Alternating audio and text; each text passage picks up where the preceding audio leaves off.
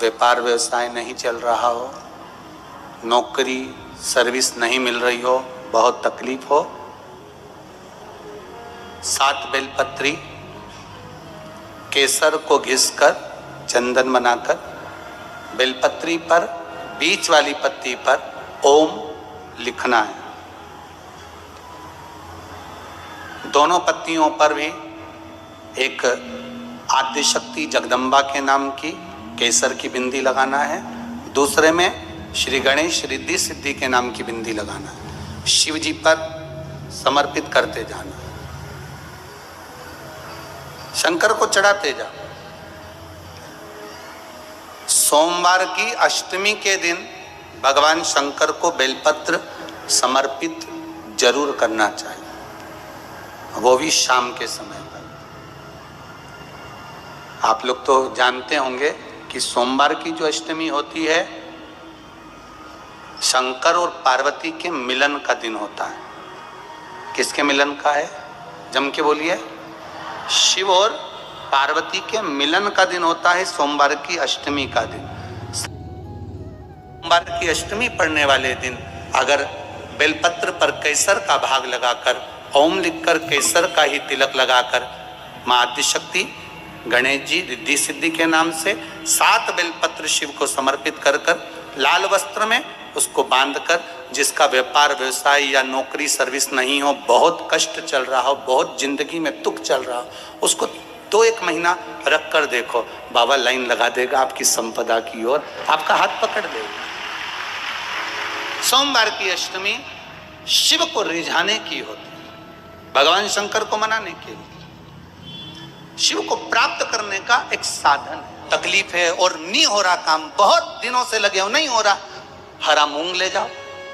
मूंग के दाने तो रहते हैं घर में, केवल 31 मूंग के दाने लेकर जाइए, 31 चावल के दाने लेकर जाइए और 31 ही बेलपत्र लेकर जाइए।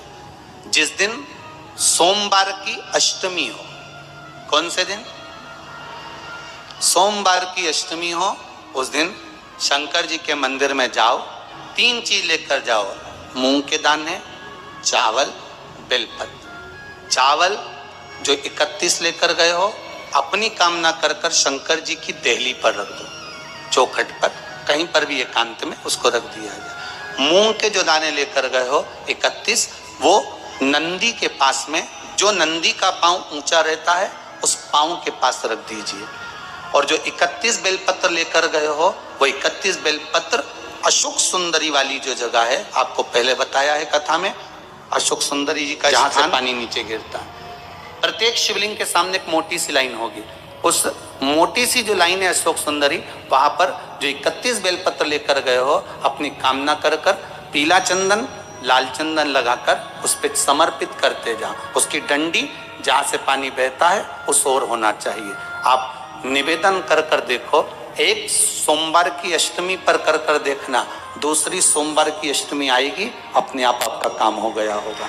बाबा से निवेदन तो करो, क्यों भटक रहे?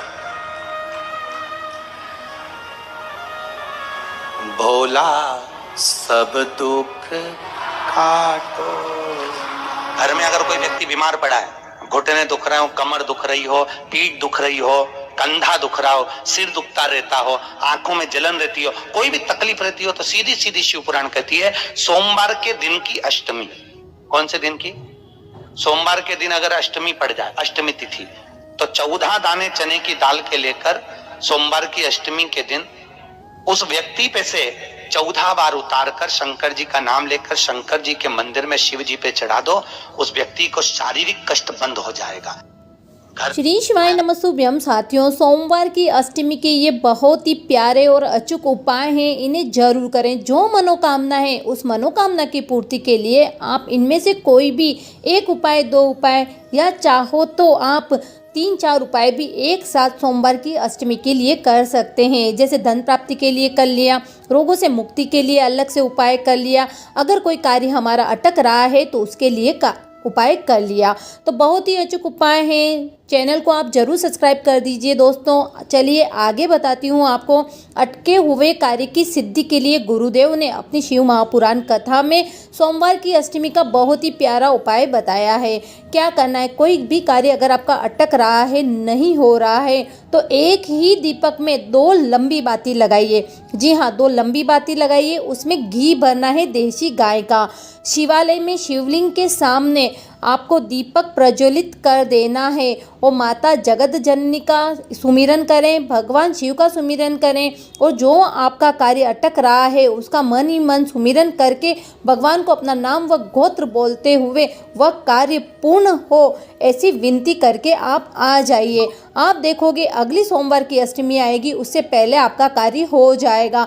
तो ये 2 बाती वाला उपाय भी आप जरूर करें। साथ ही जानते हैं एक और अचूक उपाय। सोमवार के दिन या सोमवार की अष्टमी पड़ने वाले दिन इस उपाय को किया जाता है तुम रुक्का बाबा के नाम से। क्या करना है, गोल बाती वाला आपको दीपक लेना है, उसमें गोल बाती रखनी है दीपक में, उसमें देसी गाय का घी भर देना है, थोड़ी सी डालनी है उसमें काली तिल और शिवालय में शिवलिंग के सामने या चौखट पर